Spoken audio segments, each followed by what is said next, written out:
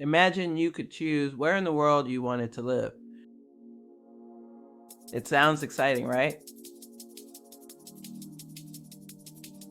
But most people approach moving abroad completely backwards. If you've ever thought about moving abroad, you've probably started the same way most people do. You start looking at countries: Portugal, Spain, France, Mexico, Thailand. You watch videos, you compare the cost of living. You look at beautiful apartments and beaches.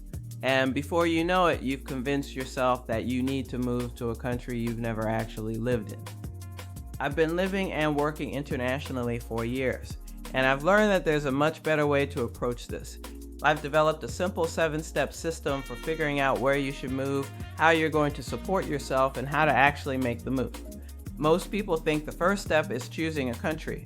It's not. Step 1 is design the life you want. So before you choose a country, you need to decide what you're actually trying to build.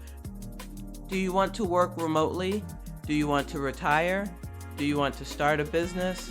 Do you want to teach English? Do you want to live somewhere inexpensive so you can work less? Or maybe you simply want a completely different lifestyle. Because here's the mistake I see all the time. People fall in love with a country and then try to figure out how to make their life fit into it.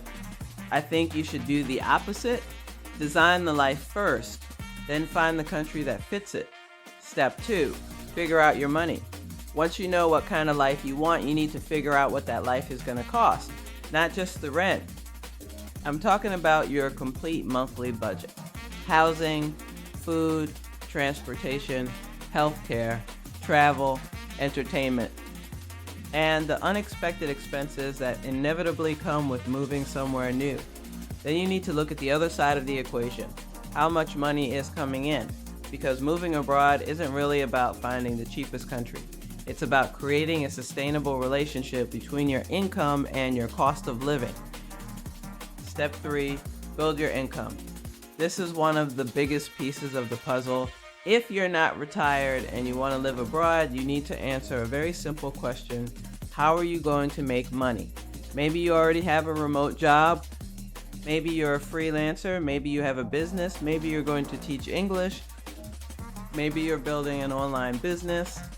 Or maybe you're going to combine several sources of income. The goal is to make your income as portable as possible, because the real freedom isn't simply being able to travel, it's being able to earn money wherever you are. Step 4, choose the country. Now, and only now, do we start talking about countries. And this is where things get interesting. Instead of asking, what's the best country to move to? You ask, what's the best country for the life I've designed? Now you can evaluate countries based on the things that actually matter to you. Cost of living, climate, culture, language, safety, healthcare, infrastructure, community, internet, taxes, and of course immigration options. You aren't looking for the best country, you're looking for the best fit. Step 5, solve the visa. This is where the dream meets reality. You can fall in love with a country, but that doesn't necessarily mean the country wants you to live there. So you need to understand the rules. How long can you stay? Do you qualify for a visa? Does the visa allow you to work? How much income do you need? What documentation is required? And what happens when the visa expires? A beautiful country with an impossible immigration situation isn't your destination. Enjoy it as a vacation spot, but find another location more doable for your situation. Step 6, test before you commit. This might be the step people skip most often. They take a 2-week vacation somewhere, fall in love with it, sell everything they own, and move there. Vacationing somewhere and actually living there are two completely different experiences. So before you make the big move, test the country, spend a month or 2 there, try working from there, go grocery shopping, take public transportation, figure out what an ordinary Tuesday feels like, meet people, deal with the bureaucracy, and see what happens when the novelty wears off. You don't need to know whether you love a country for 2 weeks. You need to know whether you can build a life there. Step 7, make the move, and finally, you execute. You figure out your timeline, your housing, and your belongings. You've got a plan for banking and insurance, your documents, arrival strategy, and importantly, your backup plan are straight in your head because the goal is to create a sustainable new life.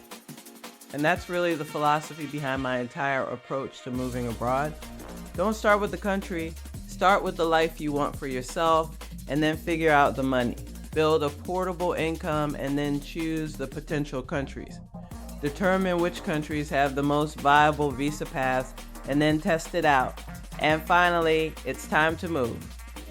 If you've been thinking about moving abroad but you don't know where to start, that's exactly what we're going to be exploring here on the Digital Nomad Playbook. We cover countries, money, remote income, and visas. Most importantly, how to actually design a life that gives you more freedom, because moving abroad isn't really about moving to another country. It's about creating another way to live.